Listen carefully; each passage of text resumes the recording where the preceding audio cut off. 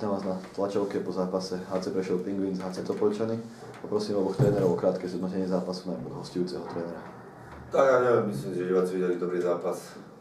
My sme mali ešte stále teoretickú nádej, teda teoretickú väčšiu nádej, mali sme to v našich rukách, aby sme si udržali 4. miesto, sme si to trošku poobrali doma so Skalicou. Tak sme tomu trošku preto sme prišli všetci hráči, tak by som to riešil inak.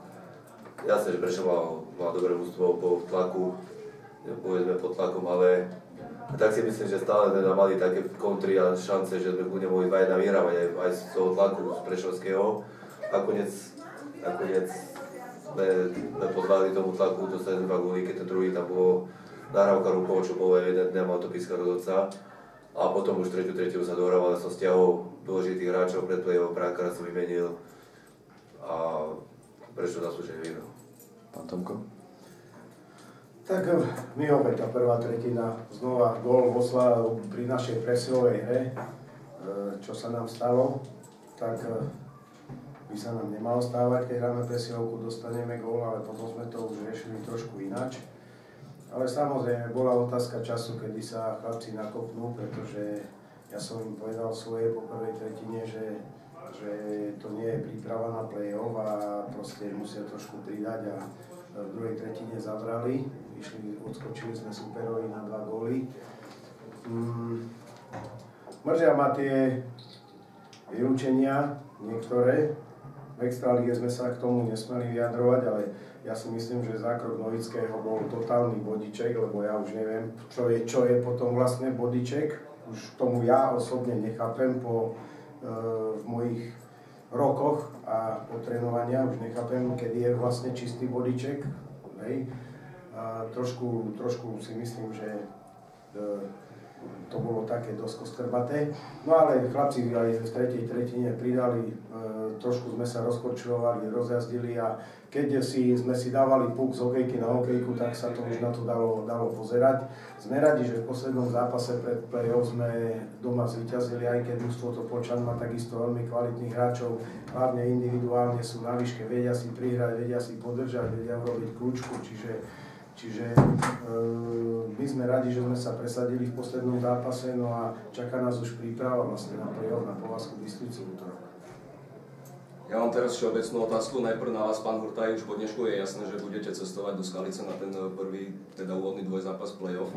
Tak ja vás poprosím, čo by podľa vás mohlo platiť na Skaličanov ako nováčika? Naposledy ste sa stretli v stredu na vašom ľade, oni ho vyhrali, tak niečo vám odhalilo tento zápas? Áno, ale tak play-off je nová súťaž v prvom rade. V druhom rade sú dve vyrovnané mužstvá, lebo máme 3-3 na zápasy, 4 zápasy sa predĺžovali z tých 6, takže tam play-off má možnosť za sebou detaily, hlavne detaily, brankár, detaily, rad do tela, nepríjemná rad do tela, majú tam šikovný ten prvý útok, ktorý aj teraz nadal 3 góly, takže na to sa zamerať, presilovky majú dobre, takže na to sa zamerať a proste byť nepríjemný, jednoducho, účelovo, organizovanie, disciplinovanie.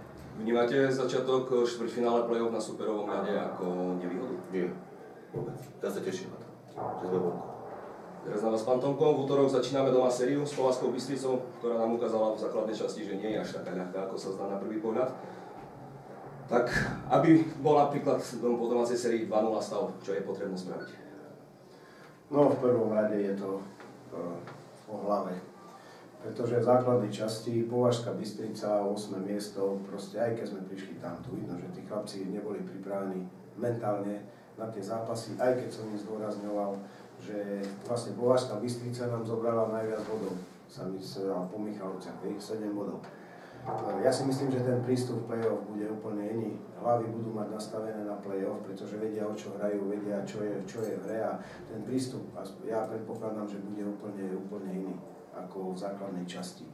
Aj keď, hovorím, tá Povazka Bystrica nás stále potrapila, ale ja verím, že chlapci si uvedomia, že už vlastne ide o všetko.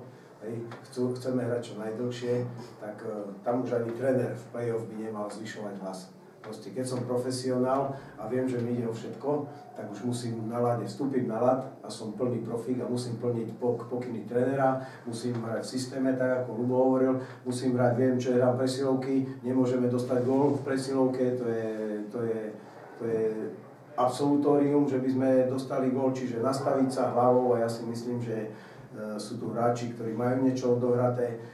Je jasné, že sme mali problém v poslednom čase, sme netrénovali kompletný, trénovali sme s 3 pätorkami, nekomplexne a to už sa prejavilo aj v tých posledných 2 zápasoch, že sa nám zranil Hopkovič, dnes Jaro Obšud nastúpil bez tréningu na zápas, ešte mal teplotu včera večer, volal mi, že príde na ten zápas, no ale ťažko sa hrá bez tréningu, čiže teraz hlavná vec, aby sme boli zdraví, aby sme trénovali aspoň 20, tí, ktorí pôjdu na zápas, aby sme boli kompletní, aby ten tréning trošku vyzeral, lebo všetko sa potom prenáša aj do zápasu, takže musíme sa pripraviť na Považskú Bystricu, no a je jasné, že sme favoriti, skončili sme na prvom mieste, čiže je našou povinnosťou prejsť